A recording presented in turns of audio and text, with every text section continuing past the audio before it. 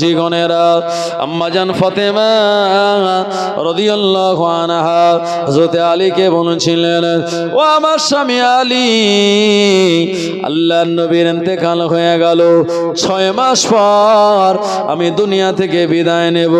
এ দুনিয়ার জমিনে আমি বেশি দিন থাকব না। 6 মাস হয়ে গেল। একদিন ফাতেমা আলীকে ডেকে বলছে, স্বামী, আপনার সঙ্গে আমার কয়েকটা খুব জরুরি কথা, খুব জরুরি কথা। আলী বলছে, কি কথা? বলছে, একটুখানি বসুন। হযরত আলী রাদিয়াল্লাহু আনহু ফাতেমার কথা শুনে বসে গেলেন। এ সময় ফাতেমা বলেছিলেন, ও আমার স্বামী, আপনার সঙ্গে আমি ঘর সংসার করলাম। আমাদের পরিবারে ইমাম হাসান, ইমাম হুসাইন রাদিয়াল্লাহু আনহুমা, এনারা দুইজন মাসুম বাচ্চা আমাদের পরিবারে আসলো। ও আমার স্বামী আলী, আপনার সঙ্গে ঘর সংসার করতে গিয়ে যদি আমি আমার আচরণে আপনি যদি কোনো দুঃখ ব্যথা পেয়ে থাকেন, আল্লাহ রাস্তায় আপনি আমায় মাফ করে দিন। হযরত আলী বলেছিলেন, ও বিবি ফাতেমা, এমন কথা তুমি বলো না। তোমার সঙ্গে সংসার করতে গিয়ে জীবনে কোনোদিন কোনো কথার দ্বারা তুমি আমায় আঘাত দাও না।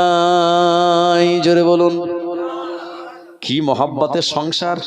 জি, জীবনে কোনোদিন ফাতেমার কথায় হযরত আলী কষ্ট পায়নি। জি, আর আমাদের সংসারের অবস্থা কি? মাঝে মাঝে প্রায় ঝগড়া লাগে। মুসলমান ভাইরা আমার, ও নবীর উম্মতেরা, হযরত আলী বললেন, বিবি তুমি এমন কথা কেন বলো? আমার হায়াত শেষ হওয়ার পথে, তাই আমি ক্ষমা চেয়ে যেতে চাই। হযরত আলী বললেন, ও বিবি ফাতেমা, ঘটনা যদি এমন হয়, না জানি তোমার সঙ্গে আমি ঘর সংসার করতে গিয়ে তুমি নবীর বেটি আর দিন দুনিয়ার বাদশাহ আর কন্যা, তুমি হলে জান্নাতের সব নারীদের সর্দানিনী। ও বিবি ফাতেমা, আমার আচরণে যদি তুমি কোনো দুঃখ পাও, আর আমায় ক্ষমা করে দাও। হযরত আলী বলেছিলেন, ও আল্লাহর নবী জামাত আলী বলেছিলেন।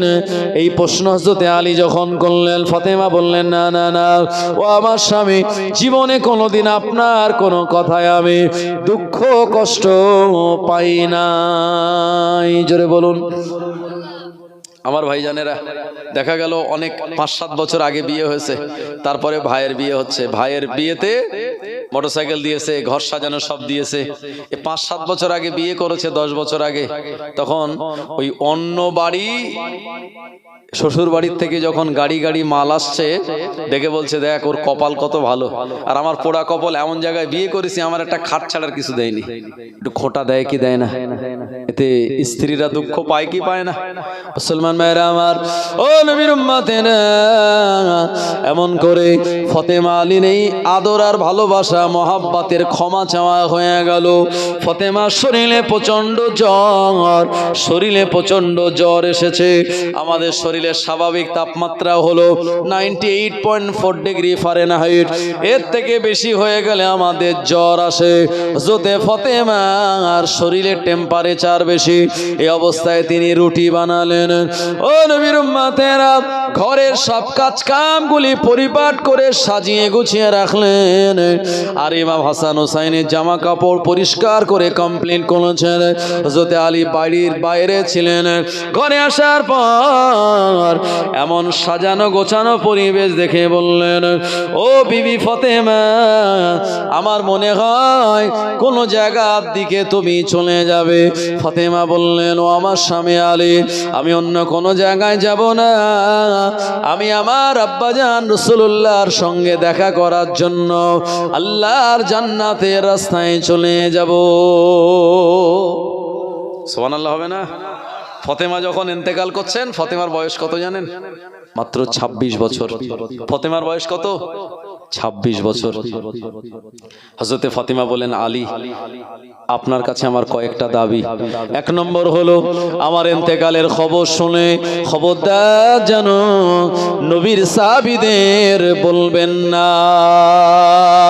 রাতের বেলা আমার ইন্তেকাল হবে, গোপনে গোপনে রাতের বেলা আমায় দাফন করে দেবেন। হযরতে আলী বলেছিল, ও ফাতেমা, যদি নবীর সাহাবীদের আমি না বলি তাহলে তারা তো মনে দুঃখ পাবে, কষ্ট পাবে। ফাতেমা বলেছিলেন, না না না, খবরদার বলবেন না, কারণ আমি ফাতেমা এতটা পর্দানসীন ছিলাম। আমি ফাতেমা লম্বা না বেটে, মোটা না পাতলা, এটা কেউ জানে না। আর আমার জানাজা নামাজের জন্য খাটিয়ায় যখন লাশ রাখা হবে, নবী সাহাবীরা আমার চেহারা তারা দেখে নেবে, এমন করে আমার পর্দার খেলাফ হয়ে যাবে। আমি আপনাকে বলি, খবরদার যেন আল্লাহর নবী সাহাবীদের দুনিয়ার মানুষকে আমার ইন্তেকালের খবর জানাবেন না। জোরে বলবেন না সুবহানাল্লাহ। আর আমাদের ঘরের মেয়েরা মাঝে মাঝে শীতকালেও চুল খুলে দিয়ে জলসা মেলায় তারা মানে হালকা পাতলা ড্রেস পরে ঘুরে বেড়ায়। জি, এই যে 14ই ফেব্রুয়ারি গেল, জি মানে ভ্যালেন্টাইন ডে, এই ভ্যালেন্টাইন্স ডেতে দেখা গেল কত মেয়ে বাইক, কত ছেলের বাইকের পিছনে উড়ে বেড়াচ্ছে তার ঠিক নাই, আছে না নাই? জি, ওড়না উঠছে, চুল উঠছে, ওই সঙ্গে মেয়েরা পরে হাই হিল, ছেলেরা করে খিলখিল, মেয়েরা পরে কপালে বড় টিপ, ছেলেরা বলে হ্যাঁ এটাই ঠিক, আছে না নাই?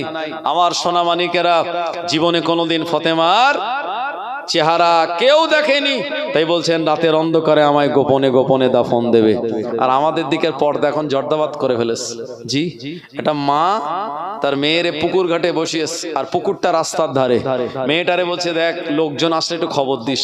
কারণ মেয়েটা বসে আছে, রাস্তা দিয়ে একটা ফেরিওয়ালা আসছিল, মা যেহেতু বলেছে খবরদার লোক আসলে খবর দিস, মেয়েটা বলছে মা লোক আস।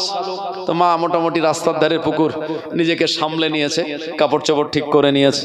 ফেরিওয়ালা চলে গেছে, পিছন দিকে দেখছে, আরে এ তো সেই পরিচিত ফেরিওয়ালা, প্রতি রবিবার আমাদের বাড়ি আসে, চিরুনি, আয়না, ঘুনসি, কার, ক্লিপ টিপ, কত কিছু, আইলানা, মাস্কার, আইশ্যাডো সব নিয়ে আসে। এ মেয়েটারে ধমক দিয়েছে, এ কি লোক হলো, এ ফেরিওয়ালা কাকু জানিস না, প্রতি রবিবার আমাদের বাড়ি আসে। বলছে লোক আসলে বলবি। মেয়েটা আবার বসে আছে। ওই রাস্তা দিয়ে খানিকক্ষণ পর গয়লা আসছিল, গয়লা বোঝেন, দুধ দেয় বাড়ি বাড়ি, তো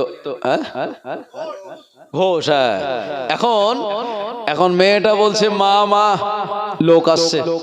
তো এখন এই মা কাপড় চোপড় ঠিক করে নিয়েছে, ওই ঘোষ বেরিয়ে গেছে সামনে দিয়ে।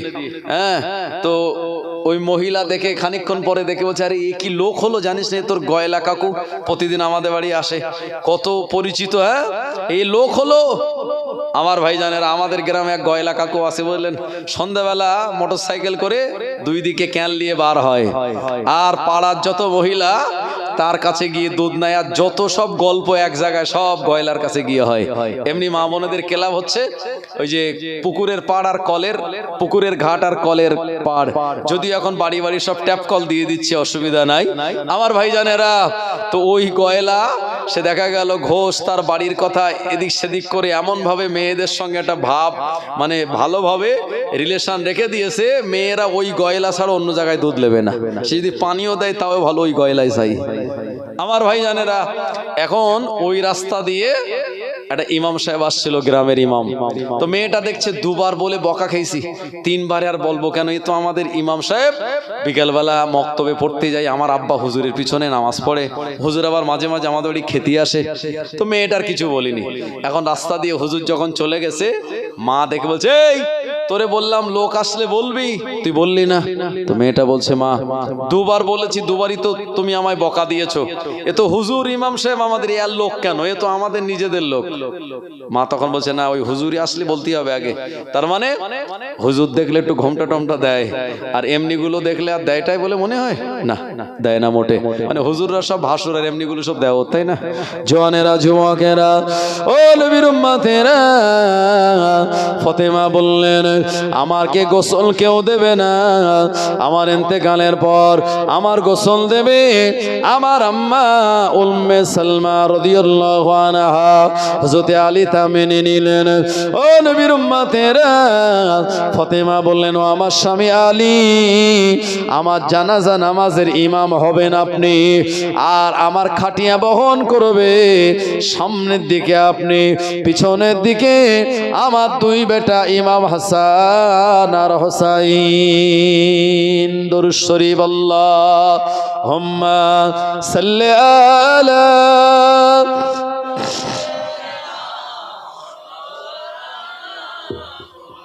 وعلى آل سيدنا।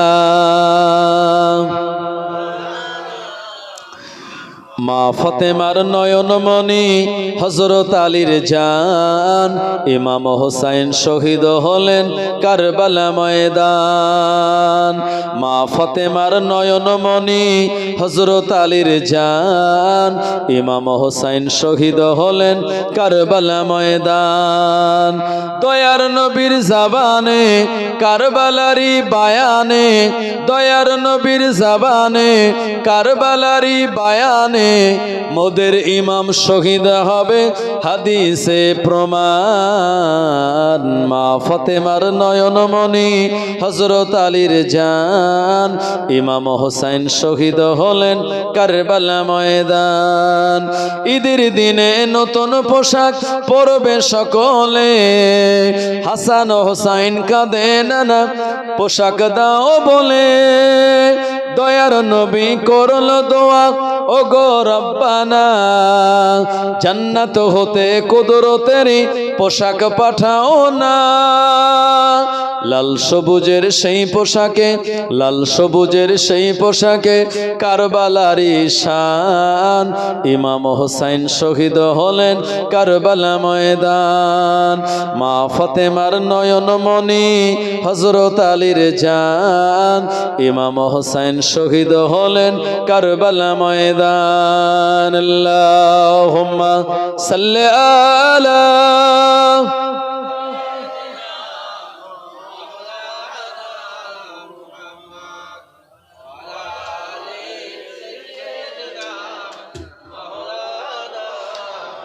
জওয়ান যুবকেরা, মুরব্বিয়ানেরা, ও নবীর উম্মতেরা, হযরত আলী রাদিয়াল্লাহু আনহু এমন করে ফাতেমার সব দাবিটা মেনে নিলেন। আল্লাহর নবীর ইন্তেকালের পর 6 মাস যেদিন পরিপূর্ণ কমপ্লিট, ওই দিন রাতের বেলা ইমাম হাসান হোসাইনকে ঘুম পাড়িয়ে দিয়েছেন আম্মা জান ফাতেমা। ঘুম পাড়িয়ে দিয়ে তাহাজ্জুদের নামাজ আদায় করার জন্য নামাজের মুসাল্লায় শরীর খারাপ অবস্থায়, জ্বর অবস্থায় বসে গিয়েছেন। ও নবীর উম্মতেরা, বসে বসে জ্বর অবস্থায় নামাজ পড়ার কারণে আর নামাজে যখন সেজদা দিলেন, সেজদা হালাতে আম্মা জান ফাতেমার ইন্তেকাল হয়ে গিয়েছিল। ইন্না লিল্লাহি ওয়া ইন্না ইলাইহি রাজিউন। সেজদা থেকে যখন মাথা তোলে না, আল্লাহর নবীর প্রাণ প্রিয় বিবি উম্মে সালমা ফাতেমার আম্মা হন।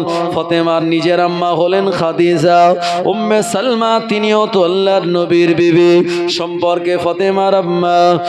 আর ফাতেমাকে ডাক দেন, কিন্তু না না না, আর আম্মা ফাতেমা সাড়া দেন না। এ সময় উম্মে সালমা রাদিয়াল্লাহু আনহা ফাতেমার কাছে গিয়ে দেখতে পেলেন জনমের মতো আল্লাহ দিদারের জন্য, আব্বা জান রাসূলুল্লাহ দিদারের জন্য ফাতেমা দুনিয়া থেকে বিদায় নিয়েছে। হযরত আলী রাদিয়াল্লাহু আনহু তাকে খবর দেয়া হলো। বিবির ইন্তেকালের খবর শুনে হযরত আলী তিনি দুমড়ে মুচড়ে গেলেন। বীর পালোয়ানের কলিজা যেন ভেঙে চুরমার হয়ে যাচ্ছিল। হযরত আলী রাদিয়াল্লাহু আনহু আজ জজ্জার করে চোখের পানি ফেলে আর কাঁদেন। ইমাম হাসান হোসাইন তারা ঘুমিয়ে রয়েছে। ঘুম যখন ভেঙে যাবে, আম্মা জানের কাছে যেতে চাইবে। আমি কেমন করে তাদের সান্ত্বনা দিয়ে বলবো, বেটা কেঁদো না, কেঁদো না, তোমার আম্মা জান জান আল্লাহর ডাকে সাড়া দিয়ে দুনিয়া থেকে বিদায় নিয়েছে। হযরত আলী কেঁদে জানেজার হয়ে যান। উম্মে সালমা রাদিয়াল্লাহু আনহা কাঁদেন। এ কান্নার আওয়াজে আর ইমাম হাসান হোসেনের ঘুমখানা ভেঙে গেল। আব্বা জানের কাছে দৌড়ে দৌড়ে গেল। ইমাম হোসেন আম্মা জানের কাছে যাবে, কিন্তু গিয়ে দেখতে পেলেন আম্মা জান জনমের মতো ঘুমিয়ে পড়েছেন, আর জীবনে কোনোদিন উঠবে না। ইমাম হোসেন তিনি কাঁদতে লেগেছেন, আম্মা ও আমার আম্মা, আপনি উঠুন উঠুন আম্মা উঠুন। কিন্তু না না না, আম্মা ওঠে না। হযরত আলী সান্ত্বনা দিয়ে বলে, বাবা হোসেন কেঁদো না, তোমার আম্মা আল্লাহর ডাকে সাড়া দিয়ে বিদায় নিয়েছে। ইমাম হাসান হোসেনের কান্না উম্মে সালমা রাদিয়াল্লাহু আনহা তিনি বারবার সান্ত্বনা দেন। ও নবীর উম্মত উম্মাদানিরা, ওই দিন রাতের বেলা আকাশ বাতাস ভারী হয়ে গিয়েছিল। হযরত আলী ইমাম হাসান হোসেনের কান্নায় আল্লাহ নবীর কন্যা ফাতেমার কবরটাকে খুঁড়বে, এই কবর খোঁড়ার কথা ফাতেমা তো বলে যায় না। হযরত আলী চিন্তা করলেন, ফাতেমার ওসিয়াত হলো দেরি করা যাবে না, তাড়াতাড়ি আমায় দাফন দিয়ে দিতে হবে। এমন সময় হযরত আলী দরওয়াজায় আবু যার গিফারি রাদিয়াল্লাহু আনহু আল্লাহর নবীর একজন সাহাবী, হযরত আলী দরওয়াজায় সালাম দিল গভীর রাতে। হযরত আলী দরওয়াজা ওপেন করে দেখতে পেলেন আল্লাহর নবীর প্রাণ প্রিয় সাহাবী হযরত এমন করে আল্লাহর নবী সাহাবী হযরত আবু যার গিফারি রাদিয়াল্লাহু আনহু। হযরত আলী বললেন, এ আবু যার, এত রাতের বেলা তুমি কেমন করে আমার বাড়ি আসলে? হযরত আবু যার গিফারি রাদিয়াল্লাহু আনহু চোখের পানি ছেড়ে দিয়ে খবর দেয়, আমি এশার নামাজ পড়ে রাতের বেলা ঘুমিয়ে পড়েছিলাম। তিন দুনিয়ার বাদশাহ আখিরি জামানার নবী, দয়ার নবী, মায়ার নবী আমায় স্বপ্নে এসে বলল, ও আবু যার, ও আমার সাহাবী আবু যার, আর দেরি করো না, আর ঘুমিয়ে থেকো না। আমার কন্যা, আমার আদরের ছোট বেটি হযরত ফাতেমা দুনিয়া থেকে বিদায় নিয়েছে। আবু যার তাড়াতাড়ি উঠে পড়ো, আমার কন্যা ফাতেমার কবরটা তুমি খুঁড়ে দাও। ওয়ালি আল্লাহর নবীর কথা শুনে আমি কোদাল নিয়ে চলে এসেছি জান্নাতুল বাকিতে ফাতেমার কবর খোঁড়ার জন্য। হযরত আলী অবাক, আমি চিন্তা করছি ফাতেমার কবর কে খুঁড়বে, অথচ আল্লাহর নবী স্বপ্ন দেখে আবু যার গিফারিকে পাঠিয়ে দিয়েছেন। জোরে বলবেন না। নবী হলেন হায়াতুন নবী, নবী মরা নবী, জি নবী হলেন হায়াতুন নবী। জওয়ানেরা, যুবকেরা, ও নবীর উম্মতেরা, ওই সময় আবু যার গিফারি রাদিয়াল্লাহু আনহু এমন করে জান্নাতুল বাকিতে তিনি কবর খুললেন রাতের বেলা।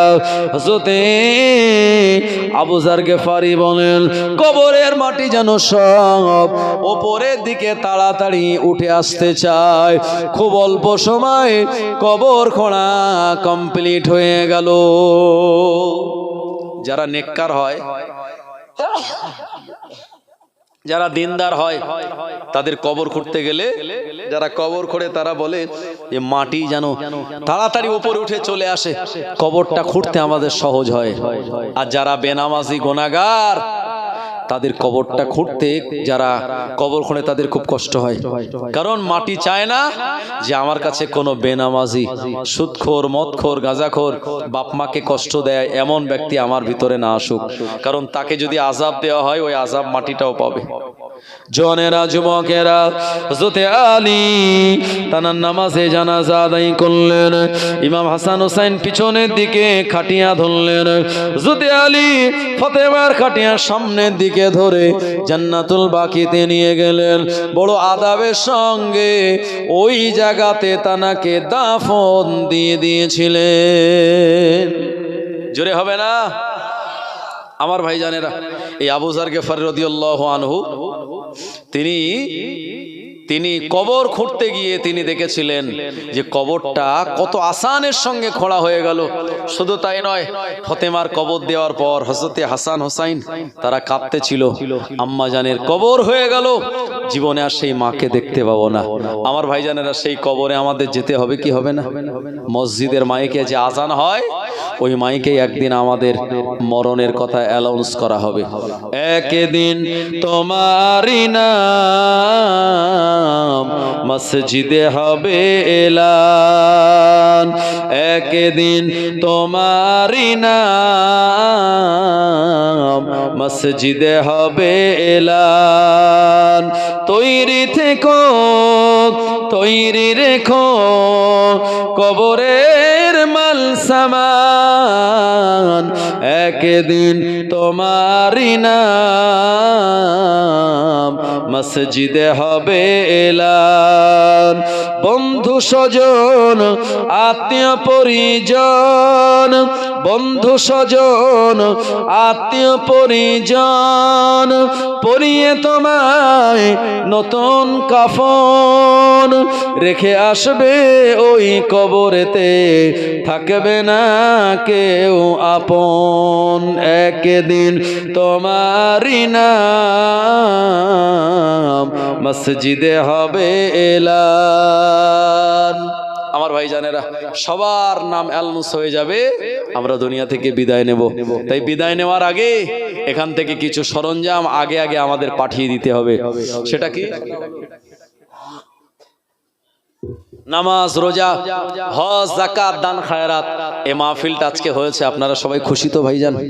সবাই খুশি তো? শুনছিলাম ইমাম সাহেব বলছিলেন যে এই গ্রামে এটা প্রথম জলসা নাকি, মানে এই পাড়ায় এটা হলো প্রথম জলসা। বাসাবাটি, বাসাবাটি কোন পাড়া? এটা পূর্ব পাড়া। বাসাবাটি পূর্ব পাড়ার এটা একদম নতুন স্ট্যান্ডিং পয়েন্ট, এটা একদম নতুন জলসা। এই জলসাটা প্রতি বছর হবে, আপনারা চান তো সবাই? জোরে বলেন ইনশাআল্লাহ। আমার ভাইজানেরা, তো যাই হোক, এরকম একটা জলসা দেওয়া এটা একটা বিরাট বড় সওয়াবের, একটা নেকির কাজ। মা বোনেরা, আপনারা কোরআন হাদিসের কিছু আলোচনা শুনলেন। যত কবরবাসী আপনাদের এলাকায় কবরস্থান, তাদের সবাই রুহে সওয়াব পৌঁছে দেওয়া হবে। কোরআন ও হাদিসের আলোচনা যেখানে হয়, ওটা জান্নাতের বাগান। তাই এই বাগান আগামী বছর 2025 সালে ইনশাআল্লাহ এটা প্রতিষ্ঠিত হবে, পরিচালিত হবে। এই নিয়াতে আপনারা, আপনার আব্বা মা দুনিয়া থেকে বিদায় নিয়েছে, আব্বা আম্মা, দাদা দাদি, নানা নানি, কোলের সন্তানেরা চলে গিয়েছে, তাদের রুহের সবরেসানির জন্য আল্লাহর এক বান্দা যিনি 1 নম্বরে 2000 টাকা দেবেন, আগামী বছরের জন্য 2000 টাকা দেবেন, সবরেসানি উপলক্ষে এই জলসায় দান করবেন। আল্লাহ আপনার দান কবুল করে আপনার রুজিতে বরকত দেবেন, বিপদ আপদ বালা মুসিবত থেকে হেফাজত করে দেবেন। আল্লাহ ব্যবসা বাণিজ্যে অনেক বরকত নসিব করবেন। জোরে বলেন আল্লাহুম্মা আমিন। আমার ভাইজানেরা, কত টাকা আমাদের কত দিকে চলে যায়। আল্লাহ রাস্তায় যারা দান করে, আল্লাহর নবী শুনিয়ে দিলেন, আস-সাখী ও হাবিবুল্লাহ, যারা দাতা এরা হলো আল্লাহর দোস্ত, আল্লাহর বন্ধু। ও জওয়ানেরা, যুবকেরা, মাঘে শাবানের চাঁদ, এ চাঁদের দান আল্লাহর দরবারে মঞ্জুর হয়ে যাবে। বিপদ আপদ বালা মুসিবতে রয়েছেন, আল্লাহ রাস্তায় দান করুন। আত্মীয় স্বজন আব্বা আম্মা বিদায় নিয়েছে, তাদের রুহের সবরেসানির জন্য দান করুন। আল্লাহ পাক আপনার দান কবুল করে নিয়ে আব্বা মায়ের কবরটাকে জান্নাতের গোলাপ ফুলের বাগান বানিয়ে দেবেন। জোরে বলেন আল্লাহুম্মা আমিন। আমার ভাইজানেরা, মা বোনেরা, আপনারা যারা এসেছেন, আমার ভাইজানেরা বলেন, 1 নম্বরে দেবেন 2000 টাকা। আমি খাস করে দোয়া চাইবো এই শবে বারাতের চাঁদ, মাহে শাবানের চাঁদ। মাশাআল্লাহ, চাচাজি ইনজামুল হক 1000 টাকা। জোরে বলেন মারহাবা, জোরে বলেন জিন্দাবাদ।